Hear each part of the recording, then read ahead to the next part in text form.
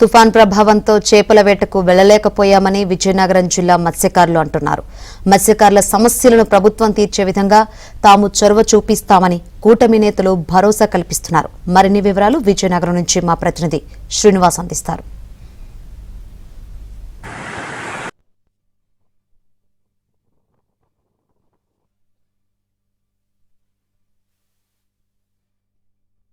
తుఫాన్ తీరం దాటినటువంటి నేపథ్యంలో విజయనగరం జిల్లాలోని భోగాపురం పోస్పాట్రేగ మండలానికి ఆనుకున్నటువంటి సముద్ర తీరం అంతా కూడా అల్లకల్లోలంగా ఉంది. ఇప్పుడు మనం పోస్పాట్రేగ మండలంలోని తిప్పలవలస అనేటటువంటి ఒక మత్స్యకార గ్రామంలో ఉన్నాం. మనం చూస్తున్నాం సముద్ర తీరం అంతా కూడా ఎగసి పడుతున్నటువంటి రాకాసి అలలతో ఈ ప్రాంతం అంతా కూడా ఉద్రిక్తమైనటువంటి పరిస్థితి మనకి చాలా స్పష్టంగా కనిపిస్తుంది. వివిధ నదీ నదాల నుండి సముద్రంలోనికి చేరినటువంటి నీటితో మొత్తం కూడా మనం 1 కిలోమీటర్ దూరం వరకు కూడా ఈ లేయర్ అంతా కూడా మొత్తం బురద నీరుగా ఉంది.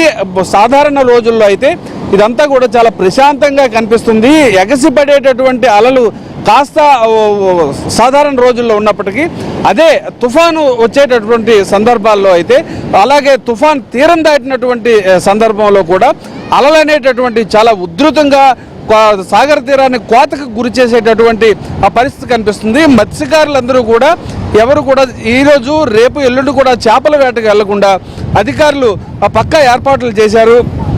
మనం చూస్తున్నాం మత్స్యకారులందరూ కూడా ఈ సాగర తీరంలోనే ఉన్నారు.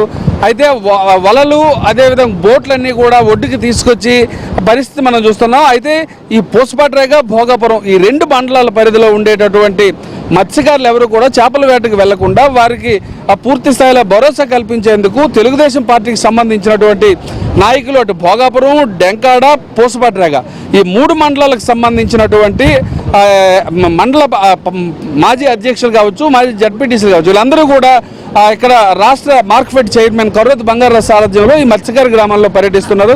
ఈ మత్స్యకారులు మీ దృష్టికి ఏ సమస్యలు తీసుకొచ్చారు? మత్స్యకారులు గతంలో హుద్హుద్ తుఫాన్ సమయంలో చంద్రబాబు నాయుడు గారు మత్స్యకారులందరికీ కూడా ప్రతి కోటా కార్డుకి 50 కేజీలు బియ్యం ఇచ్చారు. మరి అలాగే నిత్యావసర సరుకులు ఇచ్చారు. ఇప్పుడు ఎవరో వాళ్ళకి చెప్పారంట, కోనాడు వెళ్ళాము, తిప్పలవలస వచ్చాము, ఈ మత్స్యకారుల విలేజ్ ఎక్కడికి వెళ్ళినా బాబు 50 కేజీలు బియ్యం ఎవరైతే వేటకు వెళ్ళారో వారికి మాత్రమే ఇస్తారట. మరి వాళ్ళు వేటకి వెళ్ళి చేపలు తెస్తే ఆ చేపలు పట్టుకొని మేము గ్రామాల్లోకి వెళ్ళి మేము కూడా ఆదాయం తెచ్చుకొని బతికే వాళ్ళమే కూలి చేసుకుని ఈవేళ వేటకు వెళ్ళిన వారికే ఇస్తే మాలాంటి వాళ్ళు ఇబ్బంది పడతాం.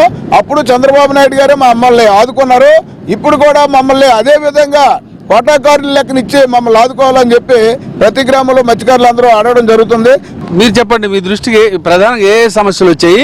ఈ మత్స్యకార గ్రామాల్లో ఈ తుఫానుకు సంబంధించిన సందర్భంగా మీరు ఏ విధమైన సమస్యలు గుర్తించారు? టోటల్గా 15 నుంచి 20 రోజులు మేము వేటకి వెళ్ళే పరిస్థితి కనబడట్లేదు. చాలా ఇబ్బందికరమైన పరిస్థితి.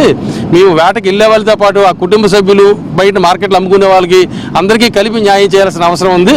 ఇదివరకు హుద్హుద్లో ఆ విధంగా చేశారు కాబట్టి మళ్ళీ చంద్రబాబు నాయుడు గారిని ఆ విధంగా ప్రార్థించమని ఇన్ఛార్జ్ ద్వారా మెసేజ్ పంపించడం జరిగింది. అంతేకాకుండా ఇక్కడ మత్స్యకార వేటలకు వెళ్ళే వాళ్ళు కూడా ఈ బీచ్ ఏదైతే బోట్లు ఉన్నాయో ఈ పక్కన సోలార్ లైట్లు ఏర్పాటు చేయమని వాళ్ళు కోరుతున్నారు. ఈ సోలార్ లైట్ల వల్ల వెళ్ళి రాత్రి మధ్యంతర నైట్ టైం ఏదైనా వచ్చేటప్పుడు మా ఏరియాలో ఎక్కడైతే మేము బోట్లు బయటికి వెళ్తామో చేపల వేటకి అక్కడ సోలార్ లైట్లు పెట్టమని కూడా వాళ్ళందరూ కోరుతున్నారు. సాగర్ తీరం నుండి వీడియో జర్నలిస్టు సుధీర్తో Srinivas, ABN news, Vizianagaram. Over to Hyderabad studios.